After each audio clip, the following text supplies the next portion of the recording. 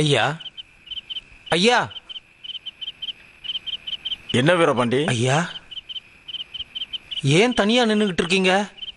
கீழே எல்லாரும் சந்தோஷமா இருக்காங்க. என்னையாச்சு? எனக்கு என்னய்யா, நான் நல்லா தான் இருக்கேன். என் பிள்ளைங்க நீங்களும் ஊர் மக்களும் இருக்கிறப்ப எனக்கு என்னையா குறைச்சல்?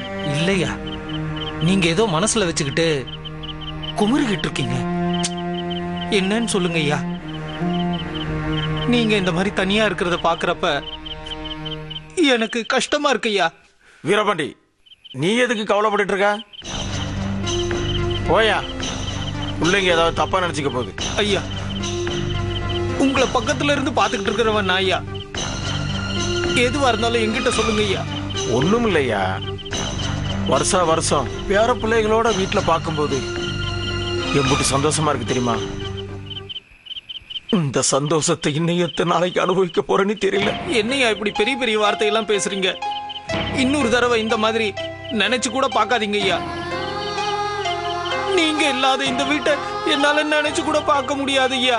ஏ வீரபாண்டி, பழம் படுத்தா என்னைக்காவது ஒரு நாள் கீழே விழத்தான் செய்யும். ஐயா, அப்படி நடக்க விட மாட்டேயா.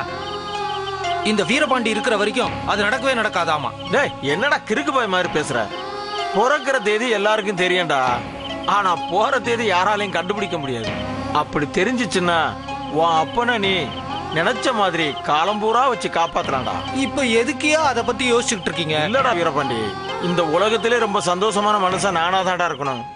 எப்பவுமே ஒரு சந்தோஷத்துக்கு பின்னாடி ஒரு துக்கம் ஒன்று ஒளிஞ்சிட்டு இருக்குன்னு சொல்லுவாங்க. நான் பெத்த பிள்ளைங்க என்ன சந்தோஷமா வச்சிருக்கீங்கடா.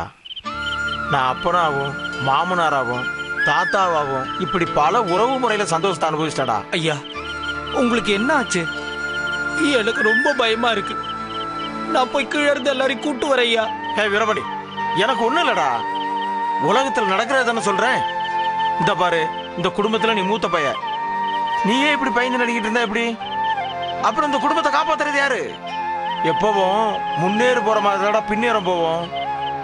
அது மாதிரிதான் மூத்தவன் நீ சரியில்லைன்னு வச்சுக்க, குடும்பமே சேதறி போயிடும் ஐயா. ஐயா, குடும்பம் செதற அளவுக்கு நீங்களும் விட மாட்டீங்க, நாங்களும் விட மாட்டோம் ஐயா.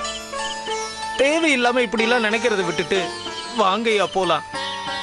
ஊர் பெரியவங்க எல்லாம் காத்துக்கிட்டு இருக்காங்க ஐயா. ஊருக்கே பஞ்சாயத்து சொல்ற நீங்க இப்படி பின்னாடி நடக்க போறத நினைச்சுக்கிட்டு ஐயோ இப்படி இருக்கிறது நல்லா இல்ல ஐயா. வீரபாண்டி, எப்பவும் இன்னைக்கு சாப்பிட்டு படுத்தா போதும்னு நினைக்க கூடாது. நாளைக்கு என்ன பண்றதுன்னு இன்னைக்கே யோசிச்சாதான் இன்னைக்கு கிடைச்சத எப்படி செலவு செய்யலான்னு யோசிக்க முடியும். உங்க ஐயா சேர்த்து வச்சிருக்கிறது ஊதாரியா செலவு பண்றதுக்கு இல்லப்பா.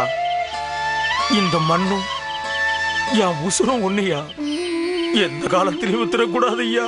ஐயா, விட மாட்டேன் ஐயா. இந்த வீரபாண்டி உயிரோட இருக்கிற வரைக்கும் அது நடக்காது ஐயா. ஆனா நீங்க இந்த நேரத்துல இப்படி பேசுறத நினைச்சாதான் பயம் ரொம்ப அதிகமா இருக்குய்யா. நாங்க 5 பிள்ளைங்க இருக்கிறப்ப உங்களை ராசா மாதிரி வச்சு பாத்துக்குவோம் ஐயா. கட்டின வேட்டில ஒரு துளி கரப்பட்டா கூட எங்களால பொறுத்துக்க முடியாது ஐயா.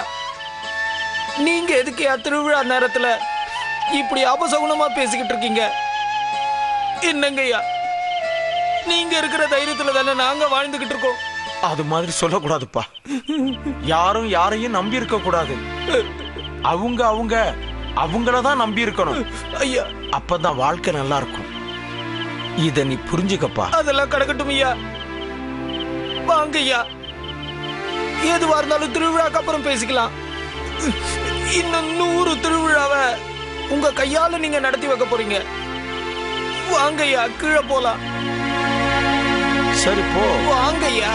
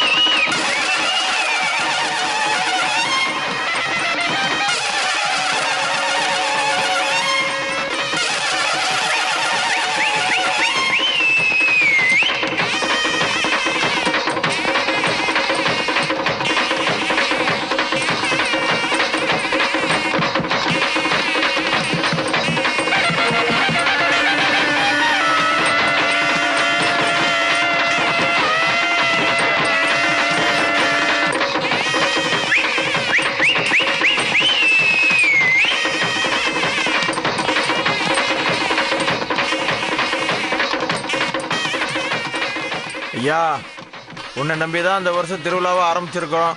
அப்பா முனியாண்டி, கொடி கம்பமும் நட்டிட்டோம். நீதான் கூட துணையா இருந்து திருவிழாவை சந்தோஷமா நடத்தி தரணும்ப்பா. இந்த பாருங்க, நாம நினைச்ச மாதிரி எந்த தடையும் இல்லாம கொடிமரம் நட்டாச்சு. இனி அவங்க திருவிழா வேலையெல்லாம் பாத்துக்குங்க. சரிங்க. எல்லாருக்கும் சாப்பாடு ஏற்பாடு பண்ணிருக்கு, இருந்து சாப்பிட்டு போங்க. ஆமா ஐயா, எனக்கு ஏதாவது வேலை சொல்லுங்க. இந்த பாருங்க, அந்த 50,000 ரூபாய் கொடுத்தோம் இல்லையா, அது பூரா கோயில் நிர்வாகிட்டே இருக்கு. சரிங்க. பெரிய மனுஷங்க எல்லாரும் உட்கார்ந்து எப்படி செலவு செய்யணும்னு பேசி முடிச்சு விடணும். என்ன, நான் பாத்துக்கிறேன். அப்புறம் இந்த வருஷம் திருவிழாவை எந்த ஒரு சிக்கலும் வராம எல்லாரும் பொறுப்பா இருந்து பார்த்து முடிச்சுக்கலாம். நான் பொறுப்பா வந்து உங்க பொறுப்பு. எனக்கு ஏதாவது வேலை சொல்லுங்க. இதானப்ப கோயிலுக்கு பூசை பண்ணிட்டு வந்தது இல்லையா, எந்த ஒரு தடங்களும் வராம நல்லபடியா நடக்கணும்னு வேண்டிக்க. ஆகட்டும் மாமா. அப்புறம் மாப்பிள்ள திருவிழாவை பத்தி மறக்காம ஒரு கட்டுரை எழுதியிருக்கேன். சரி, அப்புறம் எல்லாரும் சாமியை நல்லா வேண்டிக்கிட்டு வாங்க, கிளம்புங்க. அந்த தட்டை எடுத்துக்க. சரவணா வாங்க வாங்க. மீனாட்சி வா, இங்க வா. பாத்து